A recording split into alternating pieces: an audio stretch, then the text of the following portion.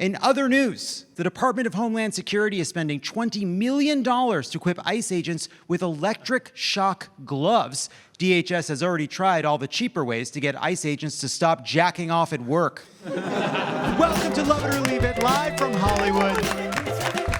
I'm Jon Lovett, your new White House press secretary. We've got a great show for you tonight, but first, let's get into it. What a week. On Wednesday, Trump announced that White House Press Secretary Karoline Leavitt, no relation, she'll go down in history as one of the most loyal press secretaries of all time before those history books are burned to destroy any evidence that women were allowed to have jobs. Trump said Leavitt will be departing her role at the end of the month so she can spend more time with her beautiful young children and family, a decision I totally understand and respect.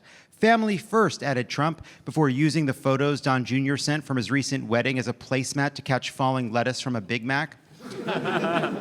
On Thursday, 3 months after a judge ordered Trump's name pried off the side of the Kennedy Center, the Kennedy Center's board, stacked by Trump, voted to split the difference, officially renaming the building, quote, the John F. Kennedy Center for the Performing Arts, as restored and renovated by President Donald J. Trump, based on the novel Push by Sapphire. In other news, the Department of Homeland Security is spending $20 million to equip ICE agents with electric shock gloves. DHS has already tried all the cheaper ways to get ICE agents to stop jacking off at work. One expert described the feeling of the electric shock as similar to a bee sting, and like bees, the ICE agents you see in the wild have underdeveloped genitals and cannot technically have sex. Here are the gloves in action, courtesy of CNN. When I scream like a little girl and pee myself, go back with the gloves. Is that how a little girl screams when shocked? Well, we'll have to wait until ICE agents get the gloves to find out. Oh my God. Oh my God. And here, oh my God. How could you say that? And here's Trump's border czar, Tom Homan, defending the gloves. You've seen the videos in the past year and a half, the fights on the street where officers are overwhelmed. This would be a tool they can use to make someone compliant. Now, there's a lot of training involved. There's still some, background, issues that need to be dealt with. So the implementation of these gloves out in the field are going to be a while. Which means for now, the officers will only be using them on their unsuspecting ex-wives. Speaking of divorce, during a town hall this week, Ken Paxton, the embattled Republican Senate nominee in Texas, was asked this question. Hi, Paxton. It's nice to meet you. I'm just wondering, why did you cheat on your wife? Well, what did Pat Nixon say when she pushed Richard Nixon into the pool? Just getting my dick wet.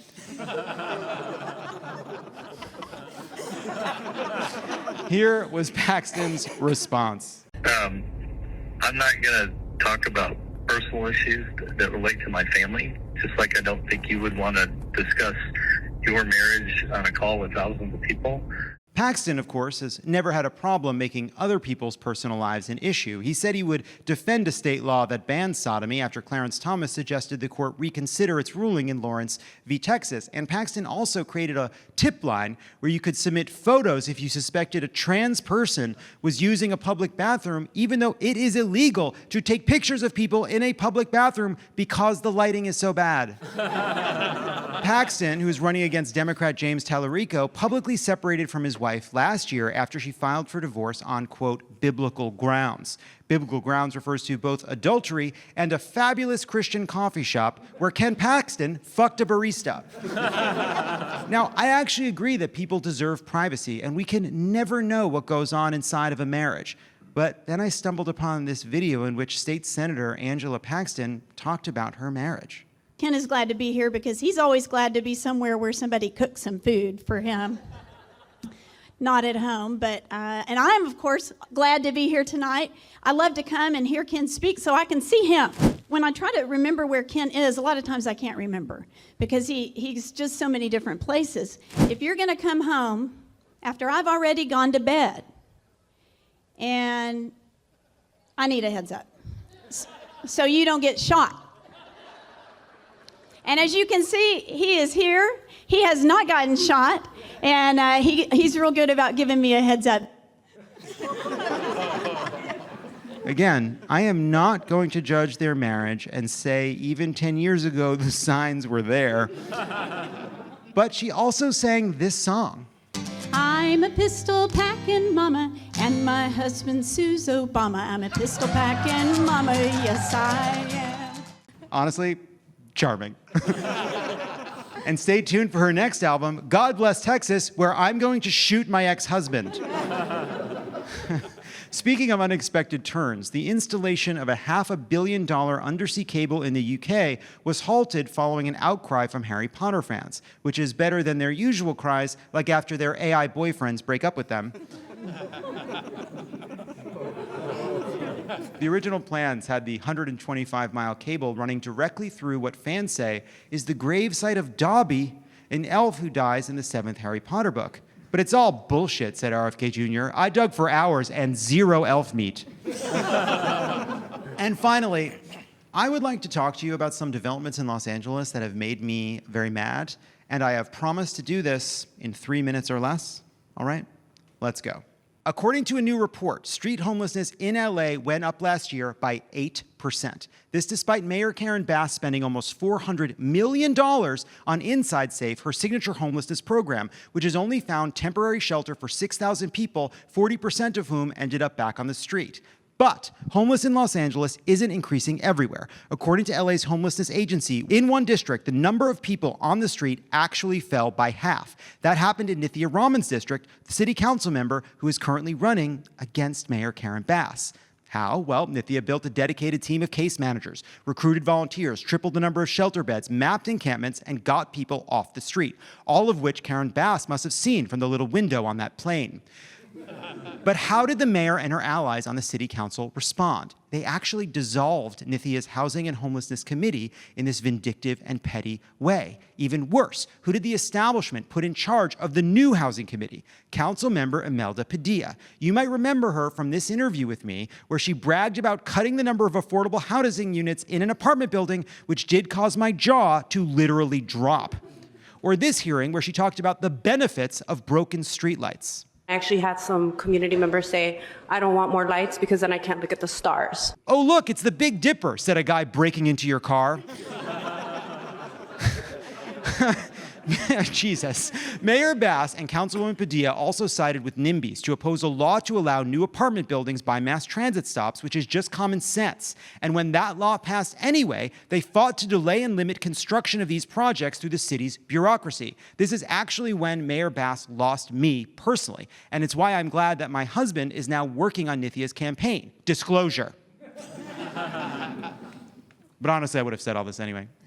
Now, during a housing crisis, when our population is literally shrinking because people can't find a place to live on their salaries, and when Los Angeles has failed to build the homes it already promised to build, Mayor Bass has totally abdicated her responsibility. Now, Imelda is saying that actually Mayor Bass is the one who deserves credit for the reduction in homelessness in Nithya's district. But in Imelda's own district, according to the same report, unsheltered homelessness jumped 63%, with 28% more people living in RVs and tents. Ugh, said a person who just became homeless in Imelda's district. It's so fucking bright with all these recently repaired streetlights. I can't even see the fucking stars.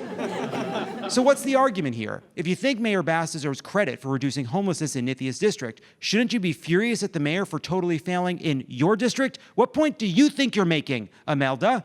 And then another political ally of Karen Bass, the president of the city council, Marquise Harris Dawson, said that what really bothered him about Nithya is that she let her ambition get the best of her. This woman is simply too ambitious. But you gotta cut her down to size now. If we make too much progress on homelessness, what will Erewhon make the Hailey Bieber smoothies out of? When Nithya was a housing advocate, she was frustrated by the city's failures on homelessness, so she ran for the city council and won. Then the city council conspired to redraw the maps to gerrymander LA so that Nithya would lose her seat. She won again. The scheme was actually caught on tape in a conversation that was also, separately, racist towards Oaxacans. And I would go into it, but we only have 3 minutes. Point is, over and over again, the establishment has fought Nithya because she's demanding accountability and change is hard. It requires grinding effort, persistence, and a willingness to be honest about where we have failed. What it takes is ambition. And despite what this city council president says, I think we actually need a lot more ambition from the people who run this city. And also, at the intersection where Los Feliz Boulevard becomes Western Avenue, the right two lanes both ought to be allowed to turn on Franklin. But I will take that up with Mayor Nithya Raman. And that's time. And we've got a great show for you tonight. And we'll be right back. Love It or Leave It is brought to you by Quince. August is the perfect time to hit reset before the first winds of autumn blow in. And where better to start than your closet? That's why I love shopping at Quince. Quince is all about adding fewer, better items to your wardrobe. Their clothes are made with premium materials, built to last, and designed to be worn in heavy rotation. Quince specializes in everyday staples that work harder, like their ultra-soft organic cotton tees and premium Mongolian cashmere sweaters. They're versatile, timeless, and transition seamlessly from a casual workday to a nice dinner out. Quince makes it easy to upgrade the worn-out basics you can't seem to part with. They have premium denim and tailored chinos from just $60 with the kind of perfect fit, structure, and high-quality fabrics you'd expect from a luxury designer brand. Everything at Quince is priced 50 to 80% less than similar brands. They work directly with ethical factories and cut out the middlemen, so you're paying for high quality, not brand markup. I have a great sweater from Quince that I really love. It looks really nice. I have great sweats from Quince. I also have great sheets from Quince. They just have great stuff. And when you're looking to buy something, just go check Quince because they often will have a better version of it for less than whatever else you were looking at. So it's just a great all-around place to check out. Upgrade your everyday. Go to quince.com/loveit for free shipping on your order and 365-day returns. Now available in Canada and the UK too. That's QUINCE.com/loveit for free shipping and 365-day returns. Quince.com/loveit. Love It or Leave It is brought to you by Willie's Remedy. Willie's is a premium THC-infused social tonic crafted by the legendary Willie Nelson. It's a low-calorie, low-sugar alcohol alternative that works, delivering a fast-acting, euphoric social buzz without the regret that comes with alcohol. Willie's social tonics come in 5 mg and 10 mg doses with a best-in-class flavor experience, so smooth and balanced you barely realize you're drinking a THC product at all. You can enjoy the tonics as a shot, sipped over ice, or mixed into your favorite mocktail. Willie's unique blend of THC, CBD, CBG, and L-theanine delivers a feeling of calm, clarity, euphoria, and relaxation. One shot of Willie's helps you relax, unwind, and de-stress. It's perfect for taking the edge off at the end of a long day or socializing with friends. Willie's ships directly to your door in 40 states and has sold out 3 times in the first 6 months with over 300,000 plus happy customers. I'm one of those happy customers. I love Willie's, genuinely. It's my favorite, so I really recommend it. Order now at drinkwillies.com and use code LOWLY for 20% off your first order plus free shipping on orders over $95 and live like a legend. Drinkwillies.com, code LOWLY. And we're back!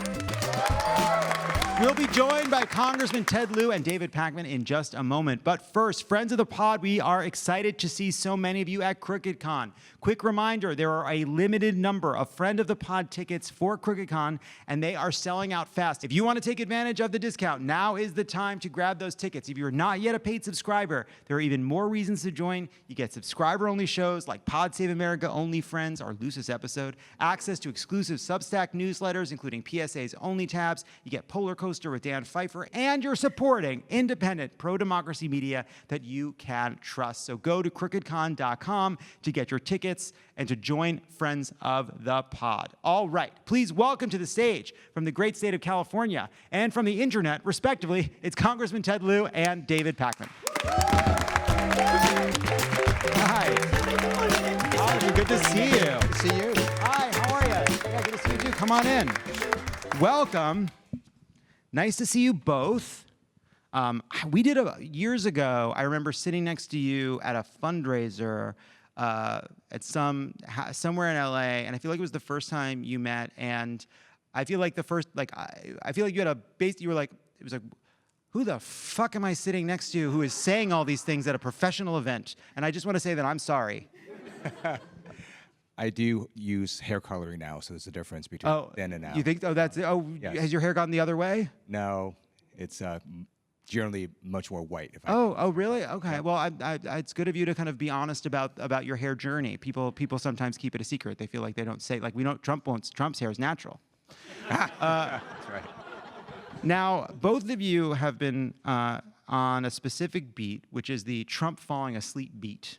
Now, Congressman Lieu, you actually asked Secretary of State Marco Rubio about Trump sleeping in meetings. And I'm wondering, like, first of all, what was his reaction, and why do you think it was important to ask him about that? There are all these videos, right, of Donald Trump at cabinet meetings literally just falling asleep. And in some of them, Rubio was next to him. And so I just wanted to ask Secretary Rubio what he thought of Trump falling asleep. I didn't think that he would just lie. It's so much easier when they just lie. It makes it much better for their hearing.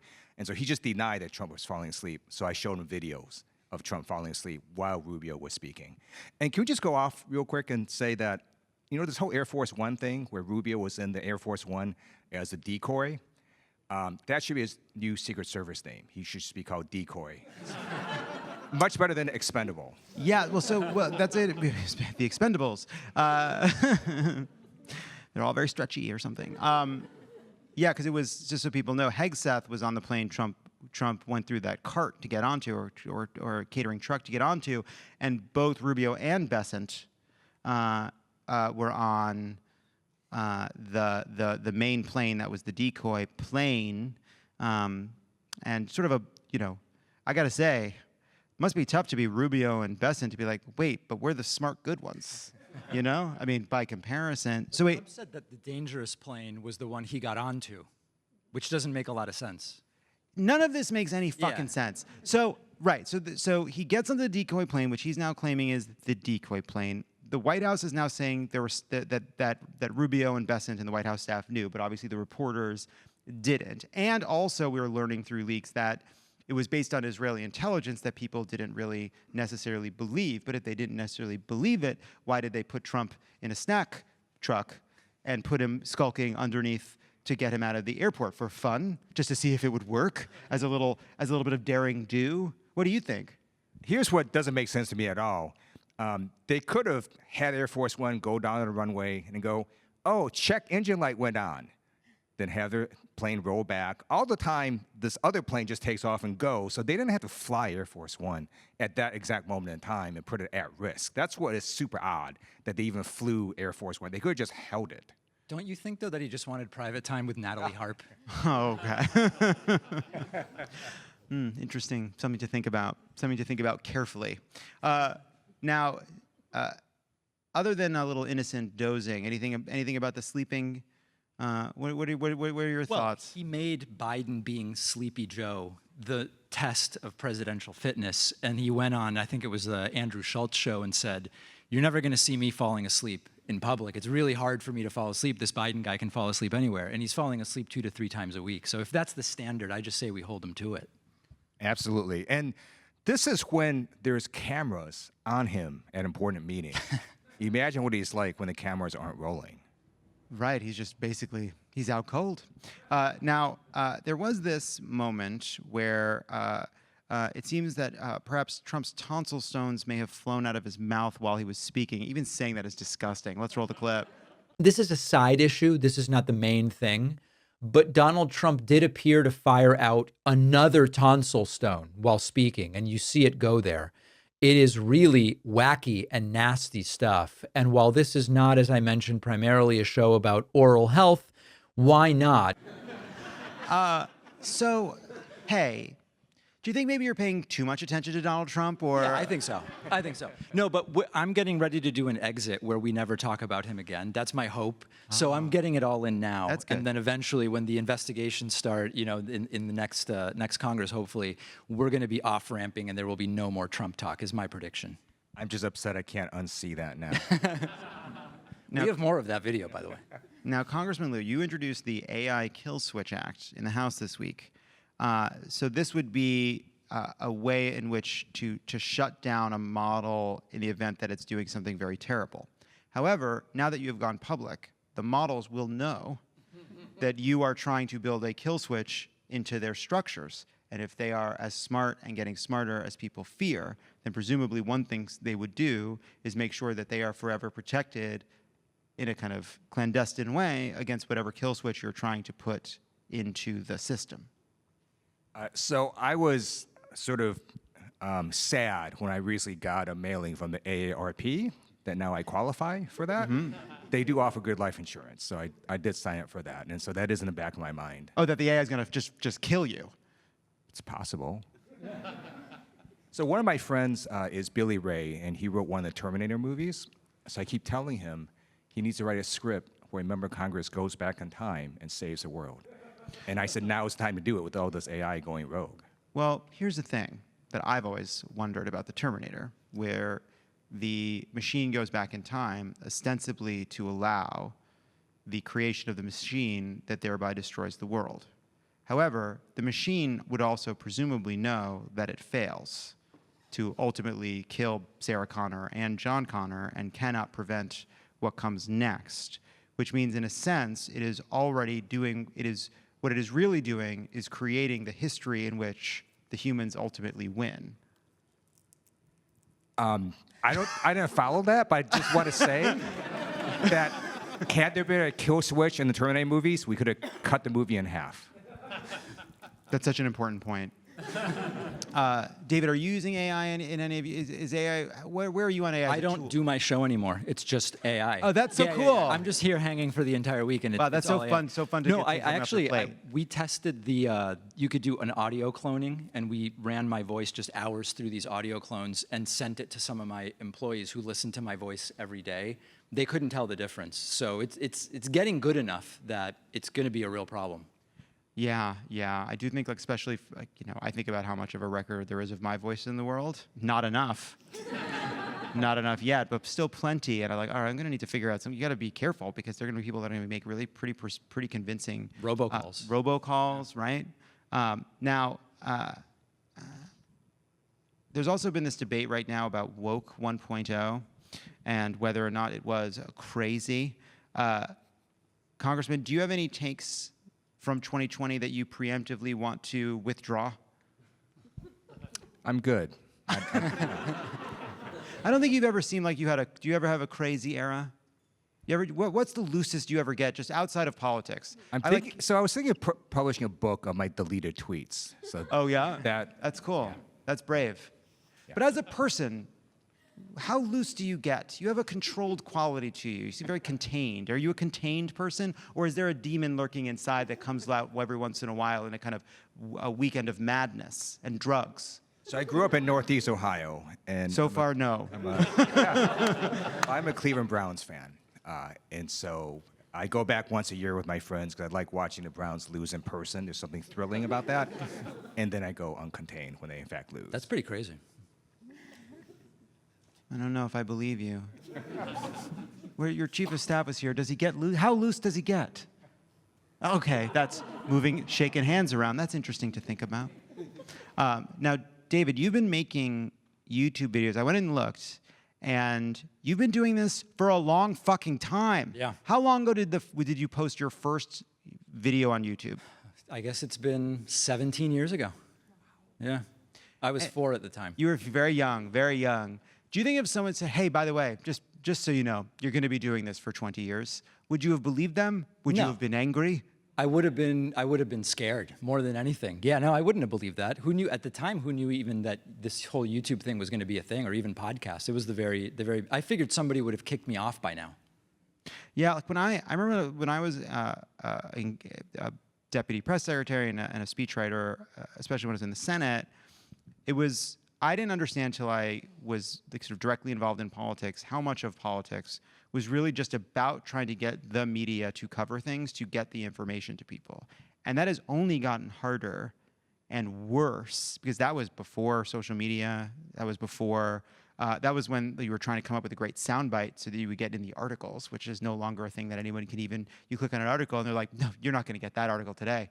Not without an account. And you don't have an account. And you can't have an account. You know? What do you think, how do you feel about, how do you think about your job as kind of breaking through to get people to hear what you have to say? That's a great point you make. So one reason we don't read about planes that land is it doesn't sell newspapers, right? It doesn't sell TV ads. And as a result, I think people have a very skewed view of what happens, that you have all these sort of extreme voices that you'll see on TVs because it's sort of clickbait and it sells ads. But in reality, when you sort of look at how government functions and how Congress functions, a lot of it is not that extreme, and you have things happening that are helping the American people, except for this term. This term has all been batshit crazy and extreme. But other than this term, you do have lots of things happening, for example, during the Biden administration that was pretty amazing and darn good. Media just never covered it because building a bridge isn't that interesting. And also, the right does have ideas that are wrong, but perform way better on social media. Like if you just go, the vaccine killed 10 million people, that's extreme. It's completely untrue. Very shareable. Has a villain. Is it Fauci? Is it whoever? On the left, if you go, well, the vaccines are pretty good at keeping people alive and out of the hospital. We've lost people already, and these platforms are obviously going to favor the one that is going to get people fired up or afraid or angry. And the right just has a lot of those positions, as wrong as they are. You know what? I want to keep talking about this. We'll be right back. Love It or Leave It is brought to you by Built. Here's a question. Are you getting rewarded for paying your rent or mortgage right now? Did you even know that was an option? If the answer is no, you need to check out Built. Becoming a Built member means earning points on every housing payment no matter where you live. Built points can be redeemed for flights, hotels, Lyft rides, Amazon.com purchases, future housing payments, and more. Some of the point perks that really appeal to me, you can get fitness classes, you can use it at restaurants, but there are dozens of ways to redeem. Members also get access to the AI neighborhood concierge built right into the app. It doesn't just give local recommendations, it takes action, from paying rent and reserving dinner tables to booking fitness classes and ordering lifts. It handles tasks seamlessly while applying your member benefits across 50,000 plus partner merchants. First, you download the Built app. Second, link any credit card or debit card to the app so purchases at your local spots become even more rewarding. And third, ask the neighborhood concierge in the app pretty much anything. Download the Built app and join the membership for where you live at joinbuilt.com/loveit. That's JOINBILT.com/loveit, and use our link so they know we sent you. Love It or Leave It is brought to you by Blinds.com. Imagine a home where the light behaves how you want, and you wake up on your own terms, not the sun's. Blinds.com has spent 30 years perfecting the window shopping experience, backed by 50,000 five-star reviews and over 25 million windows covered. We make it effortless to transform your space. You're in good hands. Whether you go full DIY or use their licensed pros, you're always in the driver's seat. Need a hand choosing your style? Book a free consultation with a Blinds.com design expert today. They'll even ship samples to your door fast and free. Choose from a huge variety of style options at prices that fit any budget. Everything is backed by Blinds.com's 100% satisfaction guarantee, because at Blinds.com, the only thing they treat better than windows is you. We have Blinds.com blinds at the office, and they're great. We had them installed in our office. The office was getting so hot in the afternoons because there was just sun coming in. And so we got these great window shades that we can roll down electronically. They were installed in a couple of hours. We stepped out of the office. We stepped back. It really made the office nicer, and they did a great job. Right now, Blinds.com is giving our listeners an exclusive $50 off when you spend $500 or more. Just use code LOVEIT at checkout. Limited time offer. Rules and restrictions apply. See Blinds.com for details. And we're back. So I've often felt this way, that there is a bias towards the right on social media, because it is, by its nature, being on social media, it is about you are consuming, you are alone, it's isolating, it's sensationalizing, it's about sort of raw emotions, which does, and ends up feeding this sort of conspiratorial mindset. You have a book coming out called Pay Attention, and it is about how you kind of operate in a world like this. So what have you learned from years of being in the sort of the YouTube minds? Basically, all of us think that everybody kind of has similar access to the same information, and we do have access to it, but the Mitch McConnell story is a great example, where I did a live stream and I had Trump callers calling in. They didn't even know that he had been missing for weeks. They didn't know about the controversy around August 3rd and when can there be a special election, when can't there be. And this is because there's these silos on these digital platforms where we're getting fed a certain set of pieces of content. Other people are getting fed completely different content. And this is why we often try to have these conversations and we're not even starting with the same set of facts. And so the only thing you can really do is try to get out of that, have publications that you go to rather than scrolling and getting stuff fed algorithmically, or the podcast space has still not been taken over algorithmically where you're just flipping to the next thing. You've mostly got to seek out a podcast and say, this is what I'm going to be listening to. That's one of the biggest problems. Yeah. It's not just digital media, it's all right-wing media. I remember when I was impeachment manager for the second impeachment of Donald Trump. By the way, we have to specify because he's that bad. That was the better impeachment, I would say. I think so. Yeah. So we had this war room, and when we weren't presenting, we had sort of the major TV channels on, and we could see what was happening. And I remember that this was a pretty critical moment in our strategy. We were presenting the videos of the attack on the Capitol. And so all the networks show it, and Fox just cuts away and has some talking heads talk about something pretty random. And I just thought, if you're just watching Fox, you're just not going to see that attack on the Capitol. They were covering Riley Gaines getting 7th in a competition. Yeah, they really love swimming over there. Now, you are a mild-mannered person, and it does seem like we sort of all have kind of accepted that, like, oh, this is what you have to do. You have to, like, your post, I think, your posts are, I think, a heightened version of how you would communicate if it wasn't required to get in front of people, right? Like, I think you seem to me instinctively a kind of, a convivial, kind of mild-mannered guy, but then you have to go on post being like, Trump, we're gonna get him, follow me, you know? And like, there is a way in which I think all of this, like even the ways in which we know, like, oh, well, we're not getting fully dragged in, we're trying to solve it, we're trying to address it, but we're all, I think, a little bit, we're all naturally, I think, changing because of how the algorithm kind of incentivizes us to talk. Do you feel that like you're communicating in a way that is sort of a little less natural to how you would have communicated in a different era? I think it's probably the opposite. I think I probably communicate more naturally on Twitter than I'm doing right now because I feel like I can't sort of be unconstrained. Why not? Actually, maybe I could. Let go. I'm not going to do that. Let go. We're free. Because I just look around and I realize what is happening is batshit crazy, right? I mean, we have high inflation, high gas prices, high utility prices, and the big story today is Trump wants to inscribe his name on the Kennedy Center. That's just unbelievably out of this world, like a Saturday Night Live skit, right? And so I don't know why more people aren't shouting from the rooftops that what is happening now is completely unmoored from what our country should be, and we're going to reverse that this November. And like, I know when we're thinking about how to title a Pod Save America episode on YouTube, how to title this kind of an episode, we've always felt like you don't want to just do another post. It's like, Trump crumbles, the walls are closing in on Trump, and yet you know that kind of thing gooses the numbers, but then over time you have to think there has to be a cost to it. And then you're also kind of playing in the same water that the right is playing in when they're kind of trying to kind of hit people with the cattle prod every day. But you got to get those clicks, right, David Pakman? Right.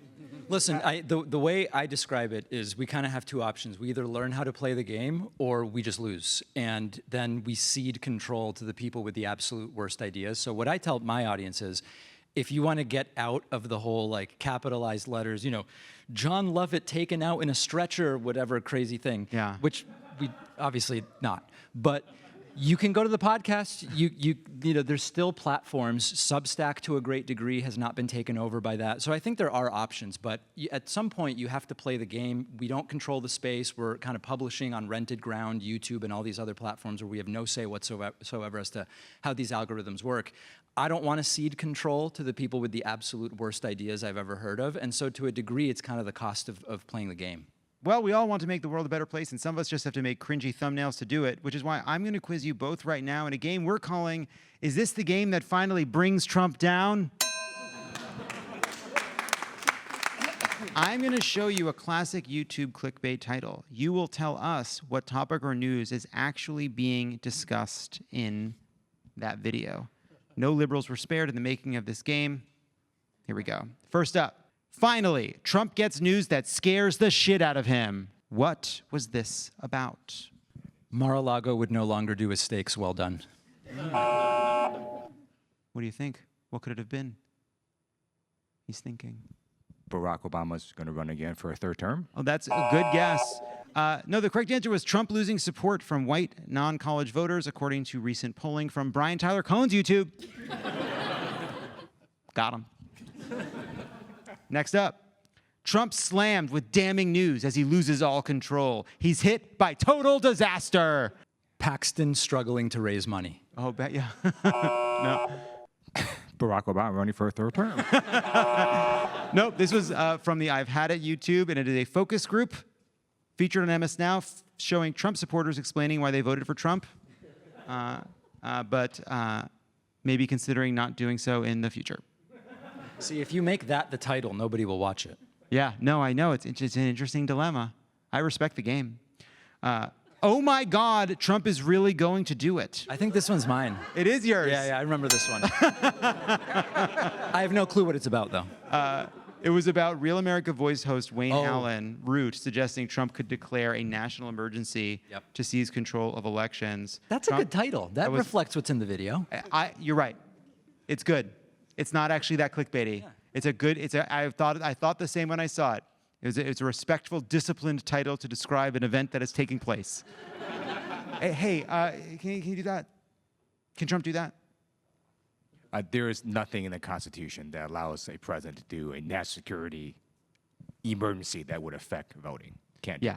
There's no secret martial law clause anywhere in that No. second. In fact, the second Constitution is very article? clear. It gives the states the right to conduct elections unless Congress passes a law that does elections, and Congress has not done that. And in fact, they're sort of, if they're trying to find some flimsy, tiny, loose hook on which to hang their conspiracy theories from the past election, it is around the legislature theory that the state legislatures were really meant to be fully in control of elections, which would certainly be in conflict with the idea that Donald Trump is the grand vizier of all of our elections across the country all at once, but just gives us states the largesse to do that on their own.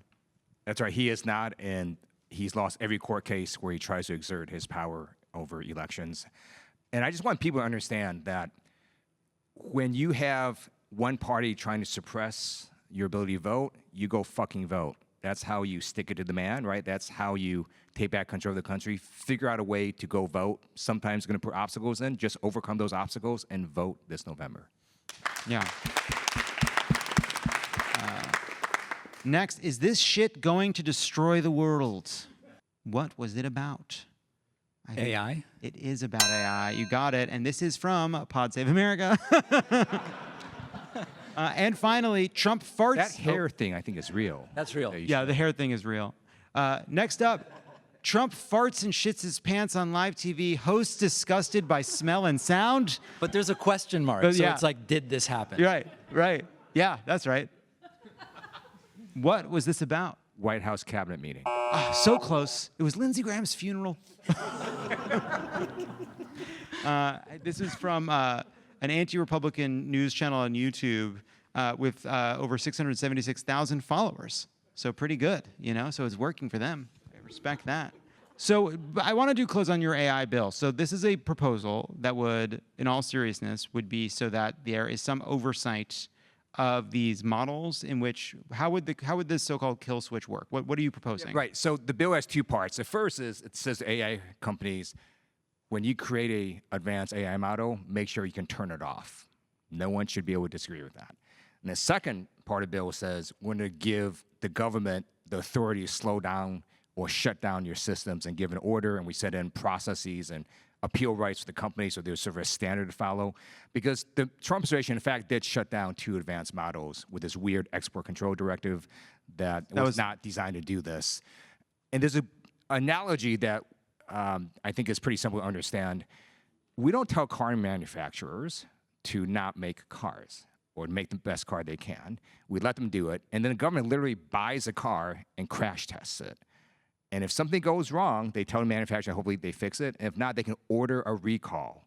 That's what this bill does. It lets them do whatever model they want. If they deploy it and it's helping society, great. But if it goes rogue, or it's got capabilities no one knows, then the government can basically recall it and have them fix it and then deploy it again. So, I mean, no bad ideas in a brainstorm. But the problem with that is if you get a Pinto and you crash it, it doesn't. And like, oh, this Pinto doesn't work. The trunk was filled with a virus that killed everyone. You know what I mean? Like, there's like if you crash a Pinto, all the Pintos on Earth don't suddenly explode and kill everybody all at the same time. Like, there's some knock-on effects of what these models can do. Right. That you know what I'm saying? Yeah, that's a great point. So what we're dealing with this bill is sort of basically the solution to the crash test if something goes wrong. But there's also federal standards for how you build cars. And so that's another piece of legislation we're actually working on, is to put in standards to vet these models before they are deployed. That's much more complicated, but we need that as well. I agree with you. Are you thinking at all about, and you studied computer science, are you thinking at all about having regulators on site at some of these companies in the same way we have in sort of other industries that can be dangerous or have like kind of real, like kind of serious societal consequences? Like, should there be someone that is always inside of Anthropic? Should there be someone that is always inside of OpenAI as a federal monitor with certain rights inside of that building? But I'm a recovering computer science major, so that seems a little extreme to me, but I wouldn't sort of put it out of the question because these models can do some pretty extreme things. I do think at minimum there needs to be the federal government signing off on some of these models before they can be deployed. And that's going to be done with not only standards, but also people who have the expertise to understand what is happening. Yeah, I don't know. When endangered fish were at risk, we had federal fishing agents that were on the boats to make sure they didn't get the wrong kind of fish. And to me, this seems like worse, and more dangerous. So this is my pitch. I'm just doing policymaking. I did read an article. This is interesting. And you will both be back after Jim Rash joins. So we'll see you for the Rant Wheel and for some second thoughts. But we're right back. And we're back. Please welcome to the stage. He's a lean, mean, deaning machine. It's Jim Rash. Hi, good to see you. Come on in. Hi. Hi. Now. Good to we had a good time the last time you were on this show. It was in October of 2024. Say it was a while ago. But that was a heady moment. Yeah. Hope ahead. I hope it was a hopeful time. We didn't know what the future held, but now here we are. Yep, we blew it. You have a new movie, which is Miss You, Love You, which you wrote and directed. It has Allison Janney and Andrew Rannells. And you wrote it because you wrote it picturing Allison Janney. For the most part, Allison Janney I've known for many years, and she was in the way back. And so pretty much you go back to Allison every single time and just hope she's available. And so I lucked out. She was available this time. What a way to live. Yeah, what a way to live. That's just cool. Keep writing for her. Now, it's a movie about sort of fraught family dynamics, being gay. Do you know anything about either of those? No, just researched. Just research, just in the library. I looked in the mirror just and I thought about it. Just pulling out the microfiche. Yep, that's right. Remember the microfiche? Microfilm too, where you have to reel it and then you turn the thing, and the crowd goes silent because like, oh my God, how old is that man? Some of these people remember microfiche. Maybe. Some people know. Some of them know. They know they are. I'm not going to make any assumptions. Thank you, my clap. It's okay. It was fun. I enjoyed it. I loved going not to library. Obviously, I had no social life, but I'm just saying it was very fun to research that way. It was. Well, before the internet, the past was allowed to be the past, and you had to go find it. And now we live in a perpetual, endless chasm of the present, and we're just constantly adding more present. Just adding more. And so everything you've ever done or said is current and can be taken out of context now. It's like an echo. If an echo never lost any quality, and that just gets louder and louder and louder, kind of slowly rising scream of all voices for all time. So Thank you for that. So you also wrote The Descendants. I did. So you're famous, but you're famous for being a comedic actor, and then you kind of go to your little laptop, Go to the and you just sort of, you get real dark and serious. Well, that's where a lot of our ability to address, the comedy comes from, in our past and stuff. But Descendants, was an adaptation, so it was a beautiful book, and so there was a nice roadmap there. Oh, and easy to once you're so easy. So much easier. Oh my easier. God, it's like close your eyes. Yeah, it's basically done for you. Right, it basically done. writes itself. You just sort of where it's in the book where it says I in the script, you just put the character's name. That's right? all you have Isn't to that do. basically That's it? And then also basically make sure the indents. Yes. You got to because the books and it might are not be a little indented. bit long, so you have to make it short. You got to make cutting things down. That's a breeze. Easy. Yeah, and by the way, the software knows where the scene things go. Interior dash. This is like a masterclass for writing. This is what we're doing right now by talking over each other. This is a masterclass. Absolutely, everyone's learning from. I think it's really good. It is, but I love love comedy and drama, and I love the ballet of it. So yes, I tend to write that kind of stuff. It's so cool. It's so cool to have those levels. Yeah. So this was an indie movie. Yep. How long was the shoot? 17 days. 17 days. So we shot in Albuquerque, or outside of Albuquerque, for 17 days. Yep. What is the biggest challenge of trying to shoot a movie in 17 days, especially something that has pretty rich and emotional material in it? Well, I mean, yeah, I mean, for example, we had to shoot, in order to make that schedule, we had to shoot 13 pages one day. And so basically you don't have a lot of time for rehearsal, and so I luck out because I have Allison Janney and Andrew Reynolds, and we came at it kind of like a play, and we shot it kind of like a play. In other words, we did this long 13-minute take, basically, which was this 13 pages.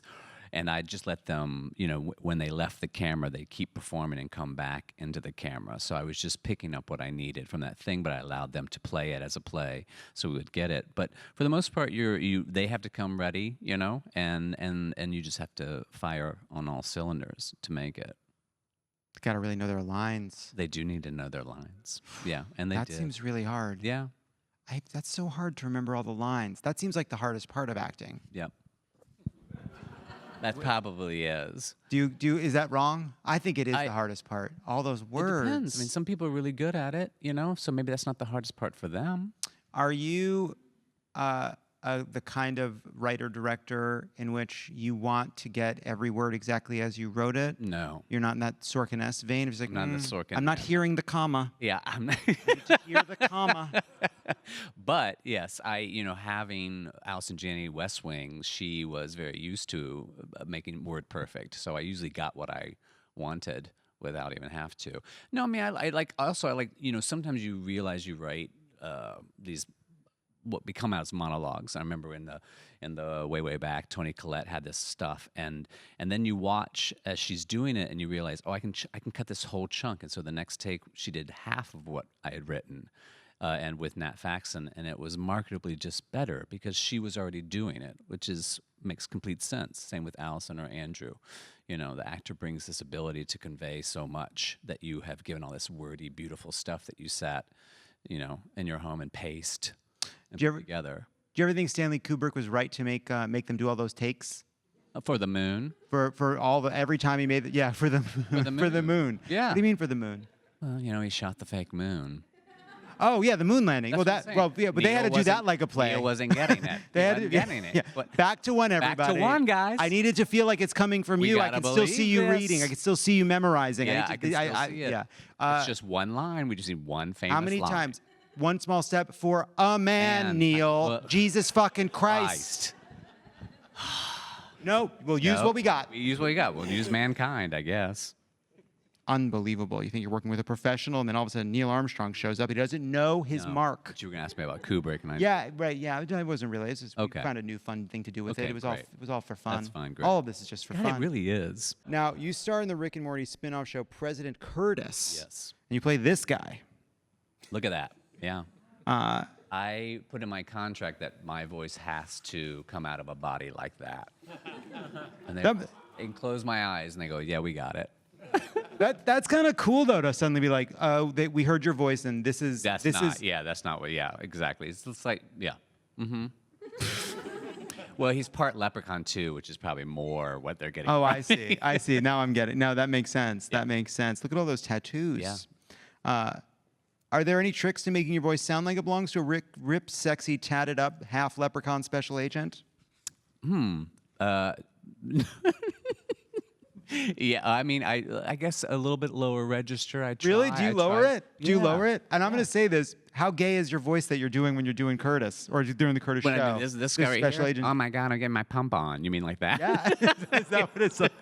Oh, is You he see gay? it. Does he have... No. No. No, that's not him. It's like very dry and Secret Service. I'm not doing very well, but just watch the show. All right, we'll watch it. We'll watch it. Now, you also moved to New York. I did. Crazy. I know. 7 months ago. Why'd you move to New York? Because I came from college straight to LA, and I was here for 30 years, and I love it, and I hope my life goes back and forth. But I wanted to check that box. I always wanted to live in New York. You never lived in New York before? Never lived in New York, and like the longest I ever worked there was like maybe a month. And I love going there for theater, and so I thought, and then Miss You, Love You, I should say, also started as a play. We didn't do the play. I wrote it, and then the pandemic happened, and so I was like, well, maybe I'll just turn this into, you know, the screenplay as if it had been produced, and whichever one gets to the finish line, and so the movie won. And but I loved writing Miss You, Love You as a play, and I'd like to do that again. So that's not that you have to be in New York to do that, but I like being in New York doing that. Can I give you a little tip as someone who spent a lot of time in New York? Yeah. Great food. Really? Tell me more. Now, this film gets into grim Grief. death itself, grief. Oh, what was you going to say? I say grim death itself, Oh, but yeah. grief is the word I Grief. couldn't Okay. remember. Mhm. And you found it because you're a great writer. Two great writers on stage right now. So.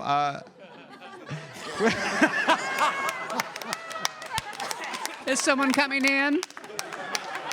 Who's behind the curtain? Well, fuck. I mean, you kind of said it. No, I absolutely, and I'm delighted. Yeah. Now, everyone deserves a eulogy, and they're going to get it in a segment we're calling Gone in 15 Seconds. Okay. Here's how it works. We have a bucket here, and it is Halloween themed. Okay, good. And if you squint and blur your mind, you Yeah. can understand the connection to eulogies. Yeah, you're really ahead of shooting schedule. That's right. Yeah. This is, and this, by the way, this is our Halloween This is the episode. Halloween special. So funny, it's spooky. Yeah. But we will pull a person, place, or thing out of this basket about something that someone or something that died recently or is dying, and we each have 15 seconds. We're just going to go back and forth, and we'll take it from there. And give a little eulogy. Yeah, a little you eulogy. Should go first. Let me see. Okay, I'll go first. The MMR vaccine. Oh. R.I.P. to the MMR vaccine. Boy, we loved having you. It was so great living in a world where we didn't have to think about measles. But now we're going to have to think about measles more. But maybe it'll bring us all closer together because the stench of disease will feel closer to all of us. Thank you. The death of the American ass. You know, with Taylor Farms basically issued this new recall. So say goodbye to your solid poops. Those are gone. We loved having you, that full fiber, solid drop. Yeah. But we will not have you anymore. As we lick the water off our lettuce, we will only know. Don't cry because it's over. Smile because it happened. Next up, we have Barbie 2. According to Variety, the Barbie sequel is currently crumbling after David Zaslav balked at a steep talent fee, probably pretty reasonable considering what a heat it was. So I say RIP to Barbie 2. I think on some level, we always believed that it couldn't possibly be good. You know, we want to live in a world of hope and imagine it could be something fantastic, but on some level, it seems inconceivable that it would be good. May its memory be a blessing. Karoline Leavitt's flawless tenure. Goodbye are the days where you will be accosted by someone when you ask a dumb question. Gone will be the days. What other days? We're just a smart outfit. Gone are the days were just Gone. gone. Days of That's that gone. MAGA look. Yeah, but we had, but while it was there, beautiful. Beautiful. Next up, let's roll the clip. And this wave pattern, again, it looks like you went and got a blowjob at your blowout at your salon. Oh my God. And then she just goes down. She just sinks down. She cannot recover from it. And I just think that this is wonderful. I am amazed by how quickly it went everywhere. I've never seen a video more quickly. I've never seen a video become a drag show more quickly. This is already a drag performance, and I think that that's beautiful. Oh my God, I don't even know what this is. Yeah, you do this one. Okay, great. By the way, there's someone did a video from the front imitating. Oh yes, on the side. so funny. Okay. The European solar eclipse. Oh, this week there was a total solar eclipse in Europe. Wednesday achieved totality up to 2 minutes. Next thing is depending on where you were. So I guess it's just over. Yeah. But that's it. It's all okay. Bye, eclipse. I mean, gone. I guess. Yeah. It was so great. You know, we put on our glasses and we'll miss you. I mean, maybe it'll come back. I don't know when. But it will. But it will. So it's not really. Maybe we'll sort of reincarnate. Maybe. Well, the question is every eclipse the same eclipse, or a new eclipse? Did this eclipse die, and the next eclipse is a new eclipse, or are we just seeing the new eclipse every single time? Sort of a question about what words mean on some level. Hey, do you remember the book A Connecticut Yankee in King Arthur's Court, where he predicts an eclipse so that they think he's Merlin? I don't know. I'm gonna take your word for it. It's by Mark Twain. No, that part I know, but. That was fun to imagine, going back in time and predicting an eclipse. Really bailed him out of a jam because they were going to kill him. Oh. But then he made the sun go away. But good timing to get sent back in time as a Connecticut Yankee. Because it could have been another day where there was no eclipse. Then dead Connecticut Yankee. But was he just dreaming? And finally, R.I.P. to Woke 1.0. Oh. We bid adieu to the word Latinx, to saying, that ain't it, chief, and not a good look, and to white people having readings of books by other white people about racism. Sadly, racism itself is very much alive. Thank you. Now back to A Connecticut Yankee in King Arthur's Court. Yeah. Really finger on the pulse with this one. Is that, oh, I'm sorry, is that not in the zeitgeist? One of Mark Twain's lesser works? What if I told you I read it on a conversion van? Oh. As a child. As a friendless child. We'll be right back. And we're back! Let's welcome Congressman Lieu and David back to the stage. Let's get back on the... Welcome back to you both. Now, I want to also say, if you go to davidpakman.com, you can check out your YouTube channels, and you can pre-order your book, Pay Attention, How the Algorithms and Media Wars Are Suppressing Truth and Rewiring Your Brain, in stores on September 22nd. And you'll be at CricketCon. Yes. You'll be joining us at CricketCon, and that's exciting. But now, it's time for the Rant Wheel. And here's how it works. We'll spin the wheel. When it lands on you, you got to rant about a topic for 1 minute. Let's spin the wheel.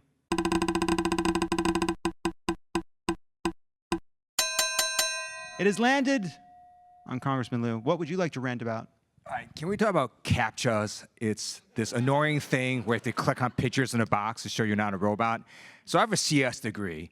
I literally write legends on AI, and I have to spend a measurable amount of my time trying to convince a computer I'm not a computer.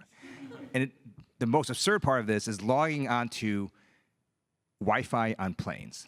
I'm in a metal tube at 30,000 feet. I went through TSA. They took my ID. They scanned my face. And the Wi-Fi is asking me, am I a robot? Where is the robot on this plane? Did the robot go through pre-check? Does it get frequent flyer miles? So I've read these AI safety reports. AI agents can already complete these puzzles much better than humans can. So it'll be humans like me. They're squinting at this Captcha going, the handlebar on the bike is in the second box. Does a handlebar count? Does a fucking handlebar count? The AI can just do it? Yep. So then what are we fucking doing here? That's outrageous. Let's spin it again.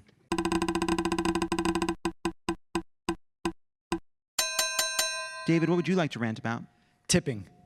The tipping is getting out of control. I had to get baby equipment for this trip for my daughter to have a crib and to have a high chair and all this stuff. Pick everything I need to rent. Do I want to give a 20% tip? To who? Doesn't make any sense.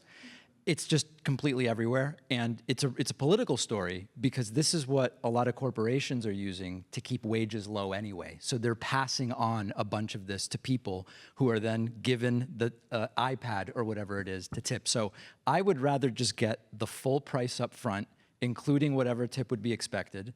Let me evaluate if I think that that's a good price and do away with the system. And also, people from other countries often don't know that in the United States you're expected to tip. And so they innocently just go, tip, I don't know, in my country you just leave 15 cents or whatever it is to the next dollar. So it's bad for them, it's bad for the workers, it's bad for everybody. I would like to move to just, here's the price, people are compensated appropriately, and we move on from the iPad with the tip. Let's spin it again.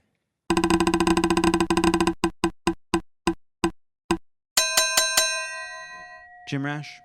Okay, this is going to be controversial, and this is only because it happened last night. Birthdays. And we all, not that we're not going to have them, you're going to have them, and relax. It's the birthday song. If you are in charge of bringing the cake in, you have to set a pace for the song. Every time someone is in charge of the cake, they go with a happy, because they're trying to cue everyone, and that sets a pace. So we have a slow death watch while we sing happy birthday song at a pace that is not joyful, it is not celebratory. So you got to give them a 5, 6, 7, 8 or some kind of thing, but you got to come in with a nice clipped pace. So what are we doing here? How many times I've been at a birthday and I start singing faster, just trying to get people to pick up the pace. That's all I'm saying. Yes, you got to come in hot and hard. Plus with the For song, lots of yeah, things. right. Yeah, it's like You're welcome. And that's the most important thing. And I think it's cool that you're at just a sort of a nice birthday party and you're just screaming, "This isn't a dirge, allegro, allegro." Yeah, no, 100%, 100%. I respect that. I think you're right. Mm-hmm. Ha.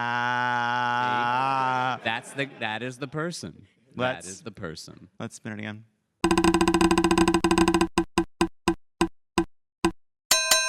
It's landed on me. So I'm minding my own business, doing what I do, clicking on links, reading the articles. That's what articles come in, takes come out. That's how this machine works. And I clicked on an article I was interested in reading about something related to, news. And I'm minding my own business by reading this piece, and then I get to this sentence. And the sentence was something, that's not a caveat, it's the finding. That's not a caveat, it's the finding. And then I knew instantly that I was reading something written by probably Claude. That was a Claude sentence because it's gibberish. It's not a caveat, it's the finding. And it's like the kind of thing like Boss Baby would say. My general test for a kind of voice on the internet I can't stand is this something the Boss Baby would say? And if you read something that the Boss Baby would say, but it was written by a fucking robot, I'm done, I'm out. Because I don't mind that people use AI tools in useful and helpful and non-destructive ways. Like I think it could be a great research tool, whatever. But if nobody caught this, how dare you make it ding when I'm speaking? But if you're gonna use the AI and then no one's gonna catch this, it means either nobody cared or nobody had the taste to edit it out, which means I'm a chump if I keep reading. I'm out.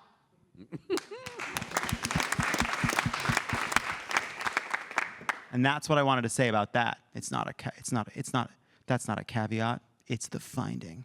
Yuck. Hurts my soul to hear it. Doesn't it hurt but by the way, that pain is the space between human beings and the machines, Congressman Lieu. We'll be right back. And we're back.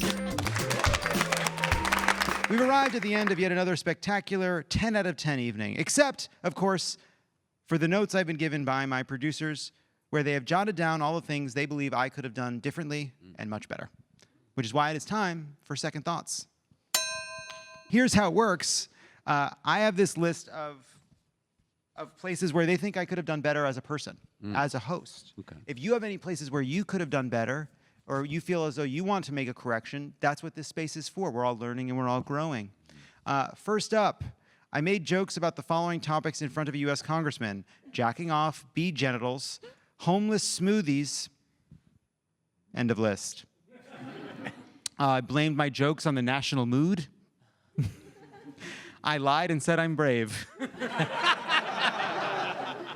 Let's see. During the segment with the Congressman and David, I said, I assumed that the Congressman remembered sitting next to me at that fundraiser. I don't believe you did. I know fucking clue. What are you talking about? I punished our video viewers by showing the Trump tonsil stone thing. That was probably a mistake. I hijacked an important AI conversation with my Terminator theory. Yeah. In my conversation with Jim, I said, the slowly rising scream of all voices for all time. In a statement I made while discussing comedy. Yeah. Telling an actor what I, a non-actor, think is the hardest part about acting. I brought up the stench of disease. Yeah, I remember that part. Do you always get these many notes? This was a long list of seemed like you got a notes. lot. I think I got a lot of It notes seemed like you made a tonight. lot of mistakes today. You know what? You just get, you keep. You got it. You were learning though. Yeah, that's you so know, good. And I'm learning and I'm changing. I'm trying to get better. Yeah. Got to get better. It's all we can do. Yeah, right. Right? Till the eulogy's about you. You know? Any regrets, Jim Rash? I think I nailed it. Thank you. But I'll go home and I'll look You'll in the mirror ruminate and give my notes to myself. No, come on. You think? No. I think you're right about. I think you're right about how this went. I think you're everyone right. did great. David, do you have any regrets? Any things you'd like to do differently tonight? I just wish we had had a little more of the tonsil stone video. Oh yeah, a little more tonsil stone. That, We had that not actually enough was tonsil incredible stone. for me, so I'm glad I got to see it because I had not seen it. And I didn't know there was a thing as tonsil stones. And Congressman Ted Lieu, do you regret endorsing Karen Bass and not waiting in the hopes that Councilperson Raman would be in the runoff? I've known Karen Bass for many years. I was on her leadership team in a state legislature, so I think she's great. You think she's great? I do. Yeah. Do you guys think she's great? Something to think about. You think she's good? Did you donate to me at that fundraiser you're talking about earlier on? I feel like my time was my donation, my talent and my contribution to our great discussion, which we both remember. And that's our show. Oh. Thank you so much to David Pakman, Jim Rash, and Congressman Ted Lieu. There are 81 days until the midterms. Fuck. Go to votesaveamerica.com if you haven't gone yet. If you haven't gone to votesaveamerica.com, you go and you sign up right fucking now. We got the crooked dozen. We got to win this fucking house. He should have more power than he has right now. Look at him. He's losing his mind over there without the power that he deserves. And we'll be back next week with Harry Sisson and Jimmy Simpson. That's funny. Have a great weekend. Love It or Leave It is a Crooked Media production. Our show is produced by Kendra James, Bill McGrath, Kelsey Gante, and me, Jon Lovett. Our production team includes Hallie Kiefer, Sarah Lazarus, Raman Borsellino, Peter Miller, David Tolles, Claudia Shang, Jay Banks, Gavin Purcell, and Matt DeGroat. And our staff is proudly unionized with the Writers Guild of America East.